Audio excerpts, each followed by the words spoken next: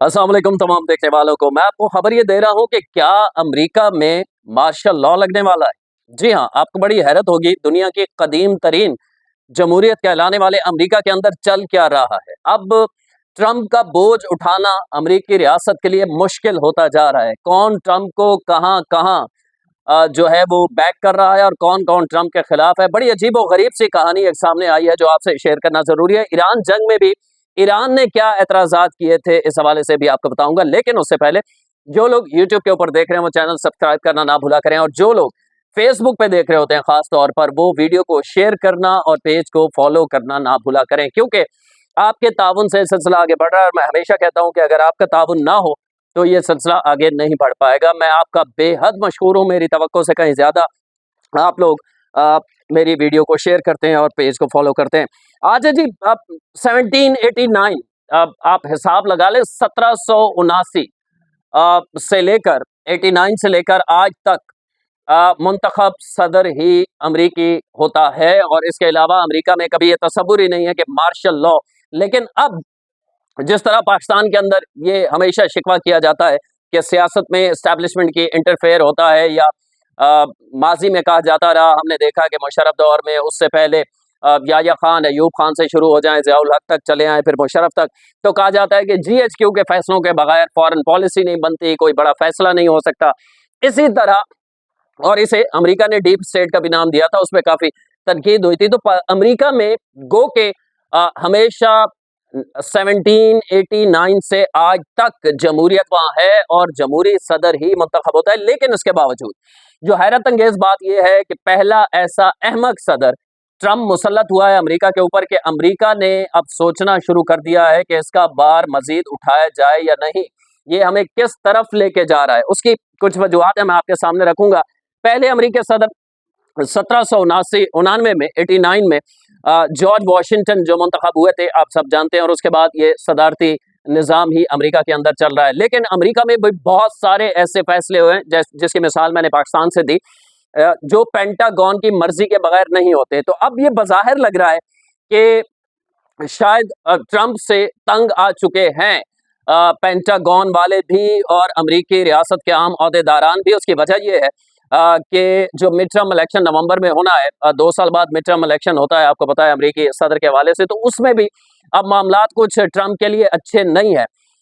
जो नायब सदर हैं जेडी वेंस, उन्होंने जो गुफ्तगू की है, ये मैं आपको पढ़ के सुनाता हूँ, आप खुद अंदाजा लगा लें किस हद तक परेशान हो चुके हैं ट्रंप से, कि ये किस अहमक आदमी को हमने सदर तो बना दिया है, अब इसको भुगतना मुश्किल है कि हम अमन की कोशिश करते हैं, ये फिर कोई ना कोई चवल इससे बच जाती है या चवल खुद दानिस्ता तौर पे मार देता है। जेडी वेंस का अमेरिका ईरान मफाहमती यादाश्त को नाकाम बनाने के लिए इसराइल की जानिब से साजिशें होने का इंकशाफ। और साजिशें इसराइल ट्रंप की मर्जी के बगैर तो नहीं कर सकता। अगर इसराइल ट्रंप को इस्तेमाल कर रहा है तो इसका मतलब क्या है? ये चीज जेडी वेंस को पसंद नहीं आ रही, नायब सदर को। और अगर हम पिछले इंतखाबात की बात करें तो यही जेडी वेंस थे जो अब अमेरिका में ट्रंप के सदर बनने के बाद नायब सदर हैं।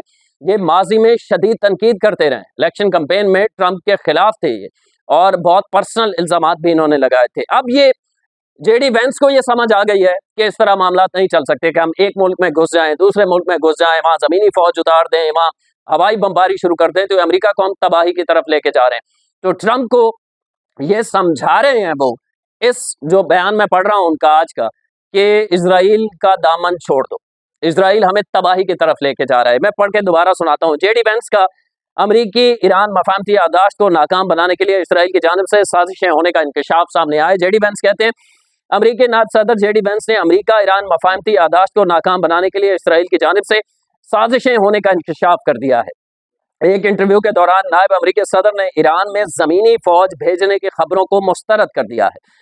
उन्होंने कहा कि इजराइल हुकूमत के बाज अनासर ने ईरान के साथ मुआहदे को सबोताश करने के लिए अमरीका में मुहिम पर भारी रकम खर्च की है। अब अमरीका में मुहिम पर इजरायली लॉबीज भारी मुहिम खर्च कर रहे हैं कि ईरान और अमरीका का मुआहदा इसे नाकाम बनाया जाए। ये कोई आम आदमी बात नहीं कर रहा, किसी अखबार की स्टोरी नहीं है, अमरीकी नायब सदर कह रहा है। ये आपके ज़हन नशी होना चाहिए। वो कह रहे हैं कि मुआहदे को सबोताश करने के लिए अमरीका में मुहिम पर भारी रकम खर्च की है। किसने? इजराइल ने। मजीद अब वो कहते हैं कि गैर मुल्की असर और रसूख की ऐसी मुहिम के बावजूद वो अमरीकी मफादात को अव्वलीन तरजीह देंगे।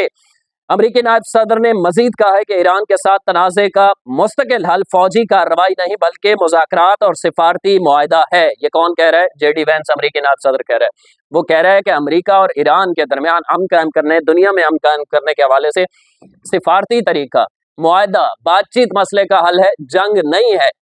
यानी वो ये कह रहा है जो ट्रंप जो कुछ कर रहा है इजराइल के कहने पर कर रहा है और ये मुल्क को तबाही की तरफ लेके जा रहा है। दूसरे लफ्जों में, सादा लफ्जों में आपको समझा दिया ना। कहते हैं ईरानी अवाम अपने निज़ाम में तब्दीली चाहते हैं तो ये उनका अपना फैसला होगा। अगर ईरानी ये चाहें कि हमें मजहबी हुकूमत नहीं चाहिए, सेकुलर या लिबरल हुकूमत चाहिए, तो उनका फैसला है ना। आप उन पे मुसल्लत कैसे कर सकते हैं? तो इनडायरेक्टली ट्रंप को सुना रहा है।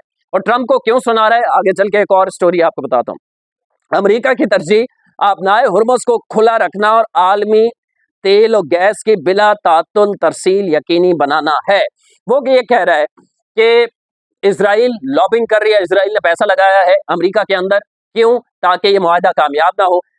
और वो मजीद कह रहे हैं कि हमारा सिर्फ इंटरेस्ट इस हद तक का है कि अपनाए हुर्मुज़ खुला रहे। अमेरिका, ईरान के अंदर कौन हुकूमत करता है, मजहबी हुकूमत होती है, लिबरल सेकुलर हुकूमत होती है, हमें इससे कोई फर्क नहीं पड़ता। ये वो बेसिक नायब सदर ये गुफ्तगू इसलिए कर रहा है कि सदर बंदे दा पुत्र बन, ठीक है। और ट्रंप जो इस वक्त लगा हुआ है, एक और अमरीकी वेबसाइट ने एक इंकशाफ किया है। मैं वही कह रहा हूँ ना कि ये ऐसा ना हो कि पेंटागन अमेरिका मार्शल लॉ ला दे, कहे के आओ जी असि पाकिस्तान की कॉपी कर दें, कंट्रोल से नहीं आ रहा, तबाह कर रहे हैं सन।